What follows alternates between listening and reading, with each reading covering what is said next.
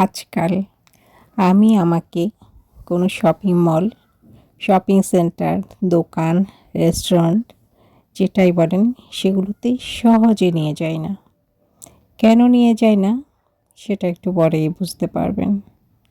বিকেলবেলা আমার প্রতিবেশী ভাবির বাসায় চা আড্ডা শেষ করে নিজের বিল্ডিংয়ের দিকে যাচ্ছি। হঠাৎ মনে হলো যে কিছু জিনিস প্রয়োজন ছিল, কারণ চোখের সামনেই শপিং যে দোকান আছে সেটা চোখে পড়ে গেল। নাম তো বললাম না, দেখলেই বুঝতে পারবেন।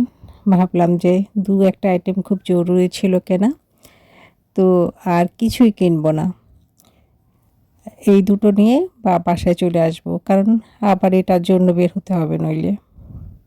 তো হেঁটে হেঁটে চলে গেলাম এরিয়ার ভেতরের যে দোকান আছে সেখানে।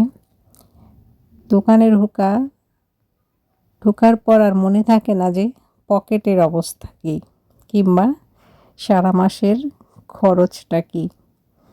তো ঢুকে যেই জিনিসটা প্রয়োজন সেটাই আগে নিব, আর কোনো দিকে তাকাবো না এরকমই প্ল্যান ছিল। কারণ আমি জানি আমার চারিদিকে তাকানো মানে হচ্ছে পকেট খালি হয়ে যাওয়া। নিতে গিয়েছিলাম ওটস আর মুড়ি। এই দুটো জিনিস দরকার ছিল, কিন্তু আমার চোখ আর সামাল দিতে পারলাম না। যেটা দেখি সেটাই তখন মনে হচ্ছে এটাও প্রয়োজন, এটাও প্রয়োজন, এবং এটা একটা নিলে মন্দ হয় না, বসে বসে খাওয়া যাবে। তারপরে মনে হলো যে স্যুপ বানাতে হবে, এটাও দরকার। ঘুরে ঘুরে দেখছিলাম, আর এই জিনিসটা তো আমার খুবই পছন্দের, একটা নিয়েই নিই। তারপরে এটাও তো প্রায় শেষ হয়ে এসেছে, এটা একটা লাগবে মনে হয়। দেখি ছোট একটা, দেখি কোনটা নেওয়া যায়। আবার কবে আসবো, একবারে নিয়েই ফেলি। তো নিয়ে নিলাম। এটাও তো খুবই দরকারি জিনিস, এটাই নুডলসটা ছাড়া তো চলেই না আমার। তারপরে আর দুটো না হয় ছোট ছোট থাই নুডলস নিয়ে নিলাম। তারপরে আসলাম মুদ্রা কথায়, যেটা আসল প্রয়োজন সেটা নিলাম। তারপরে এখন দেখা যাবে আরও সামনে গেলে কি কি নেব। সবই এখন আমার প্রয়োজন হয়ে পড়েছে, কোনোটাই অপ্রয়োজনীয় না।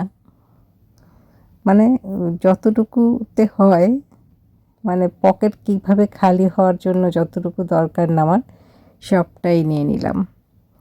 নেওয়ার পরে যখন এগুলো নিয়ে বাসায় ফিরবো, বাসায় যাওয়ার পর নিজে কী পরিমাণ যে বকা দিতে থাকবো, আমি যে কেন এমন।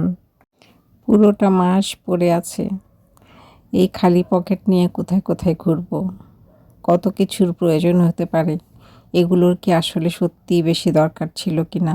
আমার মতো এমন অপরিণামদর্শী কেউ আছে কি